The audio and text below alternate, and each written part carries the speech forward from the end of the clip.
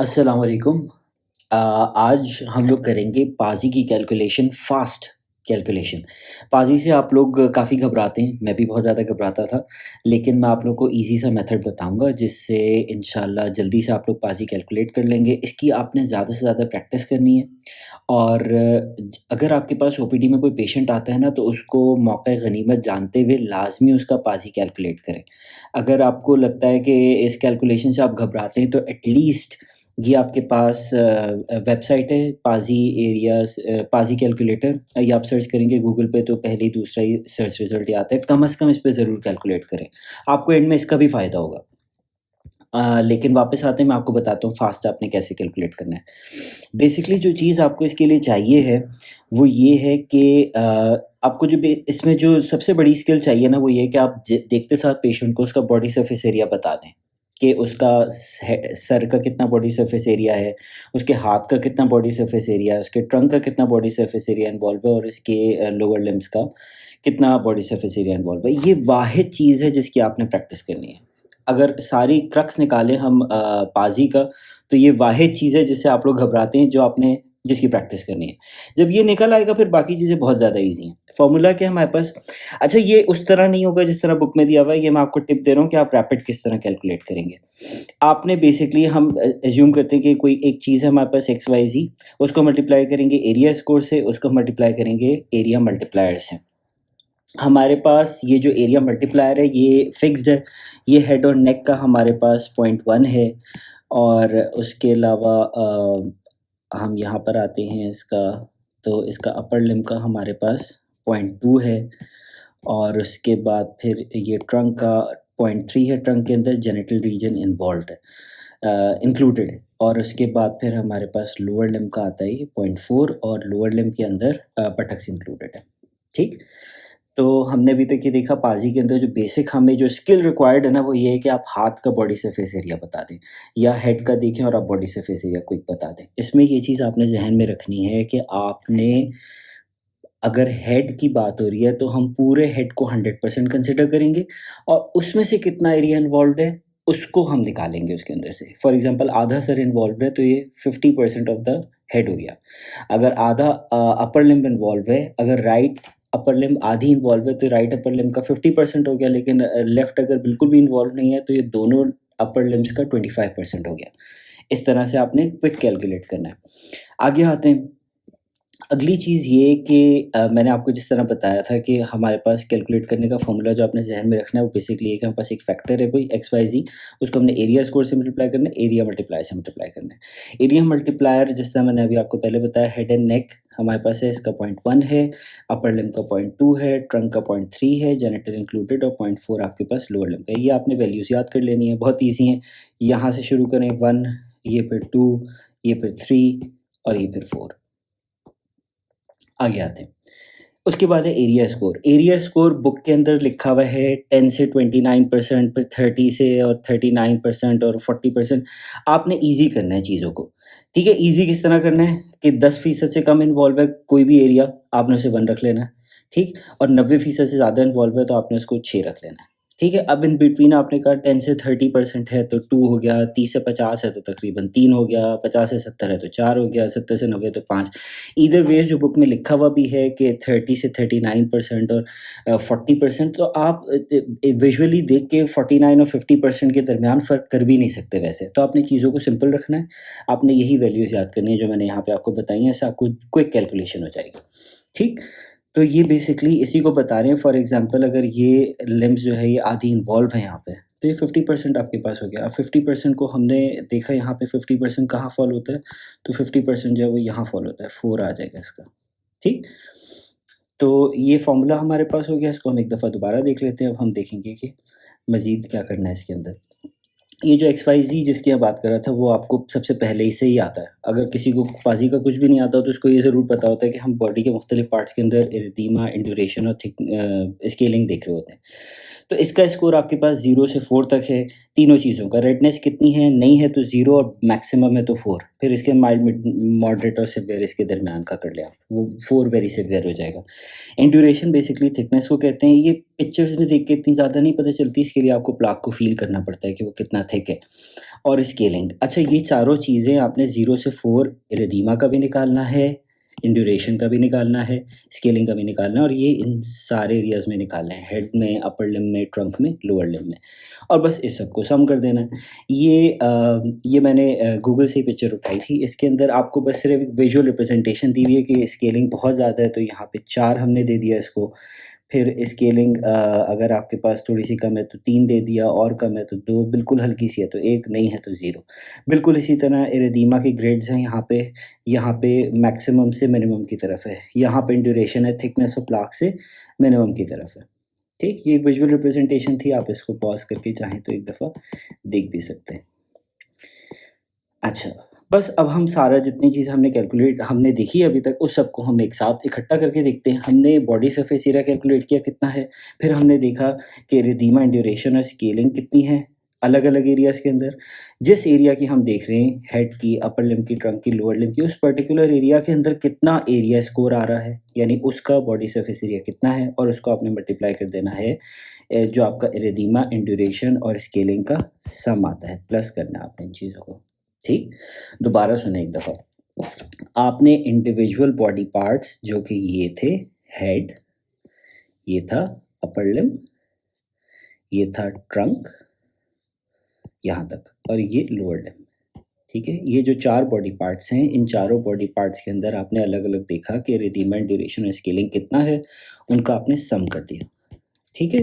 अलग-अलग body parts का, upper limb का अलग, लोअर लिम्ब का अलग, हेड का अलग और ट्रंक का अलग।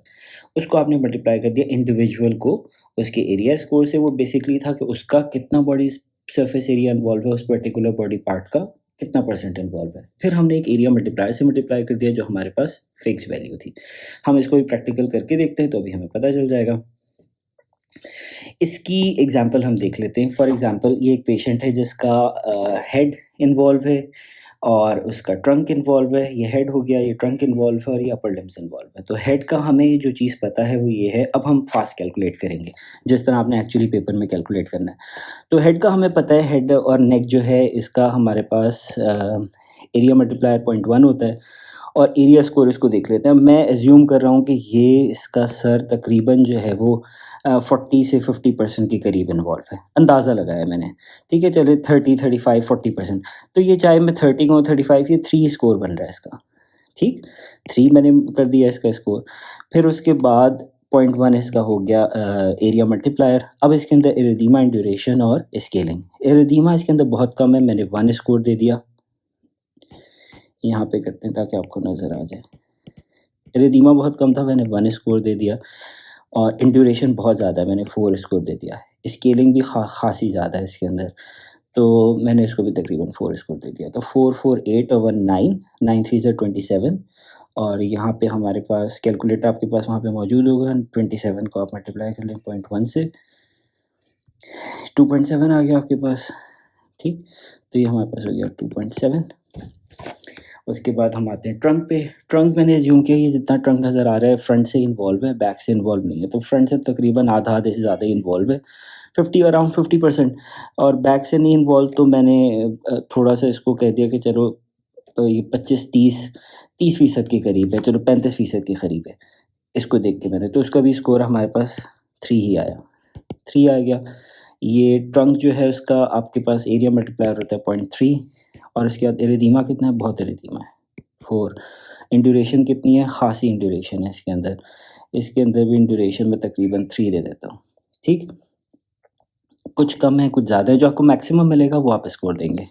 और स्केलिंग कितनी है, स्केलिंग भी बहुत ज़्यादा तो नहीं है। अगर 3 कहूँ कि बहुत ज़्यादा है और 4 तो बहुत ही ज़्यादा है। तो इसको मैंने 4 दिया था, इसको मैं 2 दे रहा हूँ, आप चाहें तो 3 भी दे सकते हैं। 3 2 5 5 4 9, 9 3 ज़ा 27 और 27 मल्टीप्लाइड बाय 0.3,